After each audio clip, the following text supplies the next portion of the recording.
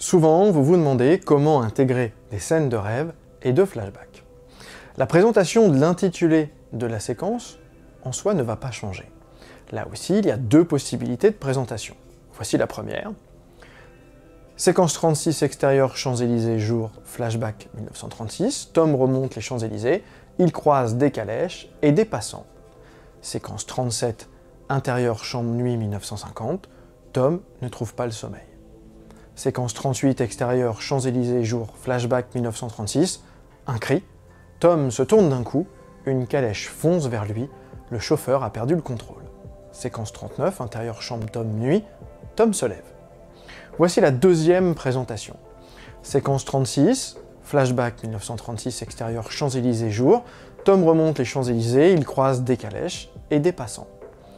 Séquence 37, 1950, intérieur chambre nuit. Tom ne trouve pas le sommeil. Séquence 38, flashback 1936, extérieur Champs-Élysées, jour. Un cri. Tom se tourne d'un coup, une calèche fonce vers lui, le chauffeur a perdu le contrôle. Séquence 39, 1950, intérieur chambre Tom nuit, Tom se lève. Vous pouvez donc enchaîner les séquences en mettant soit la mention flashback à la fin ou en premier. Vous pouvez utiliser cette présentation pour d'autres éléments que le flashback, comme le rêve, les cauchemars, les images d'archives, les ralentis, le présent, le passé et le futur. Bref, toutes les indications qui vont aider à la bonne compréhension de la séquence par le lecteur. Je vais vous donner un exemple pour que tout le monde comprenne en utilisant la mention en fin d'intitulé de séquence. C'est ma préférence.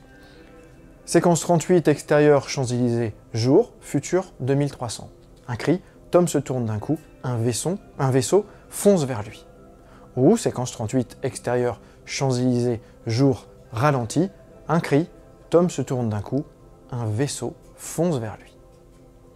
Ou, séquence 38, extérieur Champs-Élysées, jour, cauchemar 1936, un cri, Tom se tourne d'un coup, une calèche fonce vers lui.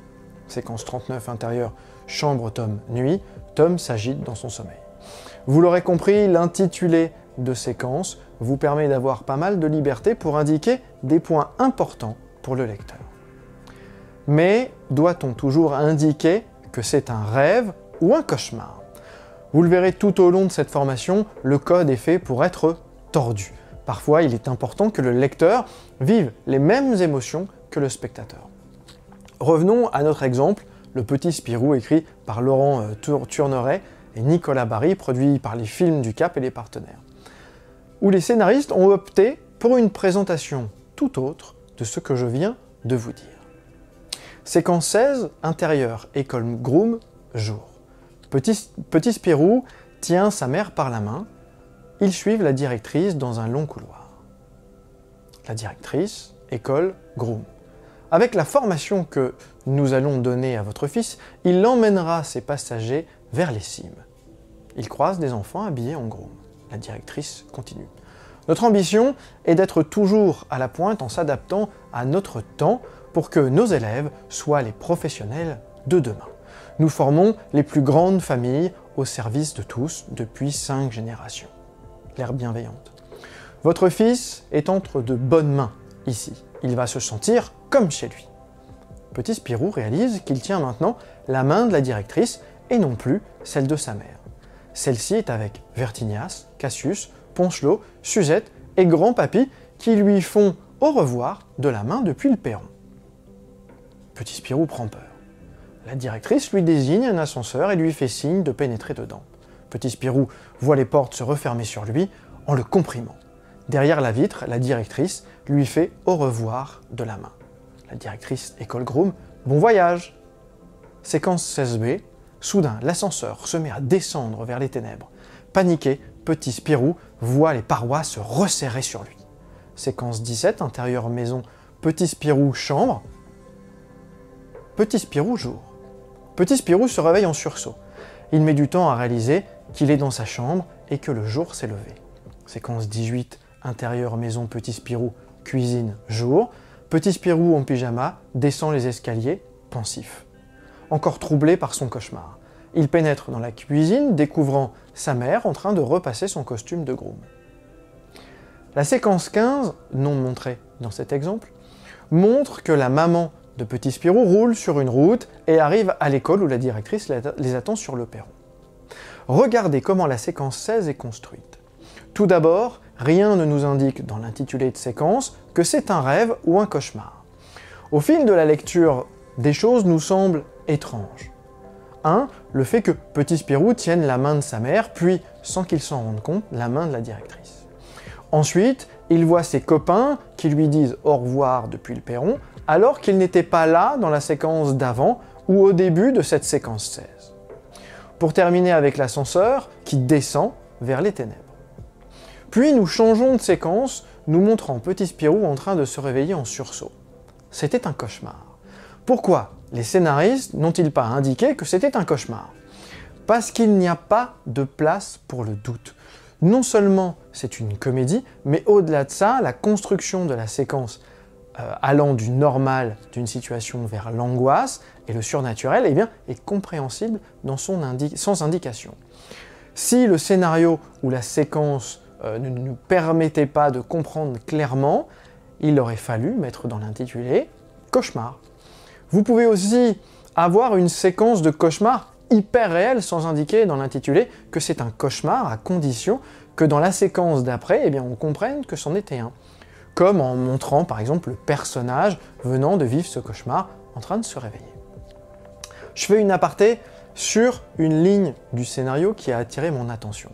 Celle-ci est avec Vertignas, Cassius, Ponchelot, Suzette et Grand-Papy qui lui font au revoir de la main depuis le perron. Il faudrait vérifier dans le film final, mais cette ligne me semble difficilement réalisable telle qu'elle. L'action se passe dans les couloirs de l'école. Spirou avance avec la directrice et sa mère. Même si le couloir était très long, cela me semble difficile de laisser les copains de Spirou sur le perron.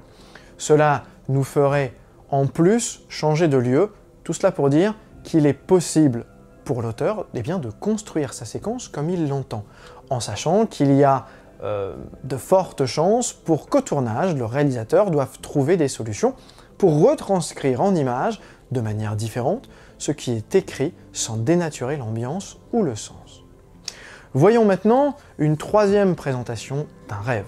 Vous allez voir qu'elle est encore différente car c'est une rêverie plus qu'un rêve à part entière. Ce sont 3 séquences qui nous montrent ce qu'imagine Petit Spirou. Séquence 55, intérieur, salle de classe, jour. Mademoiselle Chiffre écrit une leçon au tableau. Dans la classe, Vertignas se penche vers Petit Spirou. Vertignas. Alors, il t'a raconté quoi, Mégo? Petit Spirou. J'ai pas tout compris. Un temps. Mais j'aimerais peut-être... Mais j'aimerais pas être à sa place. Le regard de Petit Spirou se perd dans le vide. Séquence 56, intérieur, hôtel, irréel, jour. Dans des couleurs presque irréelles, on découvre un groom qui fait rentrer des gens dans l'ascenseur d'un hôtel. Monsieur Mégo, groom. Dehors! Dégagez! Hors de ma bulle! Quand il se retourne, on découvre le visage défait de Monsieur Mégo qui porte une bouteille de bière à ses lèvres. Regard outré des clients autour de lui. Monsieur Mégo, groom. Pouvez gueuler, je m'en fiche. C'est pas ce foutu métier que je voulais faire de toute façon. Il lâche un énorme euro qui se transforme en sonnerie. Séquence 57, intérieur, salle de classe, jour. Sonnerie qui ramène Petit Spirou à la réalité. Autour de lui, tout le monde range ses affaires. Mademoiselle Chiffre. Avant de partir, n'oubliez pas de me rendre vos rédactions. En sortant, les élèves déposent leurs copies sur le bureau de Mademoiselle Chiffre. Une main dépose plusieurs copies doubles d'un coup. Mademoiselle Chiffre lève les yeux vers Petit Spirou, surprise. Mademoiselle Chiffre. Eh bien, tu as été drôlement inspiré. Petit Spirou fait oui de la tête. Ça va? Mademoiselle Chiffre. Petit Spirou jette un œil vers les lunettes de Mademoiselle Chiffre posées sur le bureau. Oui, oui, madame. Tu as l'air ailleurs. J'aimerais bien. Un temps. Au revoir, madame. Il sort sans attendre sous le regard intrigué de Mademoiselle Chiffre. Tout est une question d'enchaînement et de narration. La fin de la séquence 55 nous invite à entrer dans la rêverie de Petit Spirou. C'est donc normalement que la séquence 56 soit intitulée « Hôtel irréel ». Ce qui se passe à l'intérieur de cette séquence nous montre aussi des choses qui ne pourraient pas se passer dans le vrai monde du petit Spirou. Puis à la fin de la séquence 56, eh bien, elle fait la liaison avec la séquence 57. Le rot de Monsieur Mégo Groom se transforme en sonnerie d'école. Les scénaristes ont poussé jusqu'au bout la présentation de cette séquence 56 en nommant le personnage de Monsieur Mégo Groom, pour bien signifier que c'est un personnage inventé par l'esprit du petit Spirou. Il n'y a donc pas le moindre doute pour le lecteur.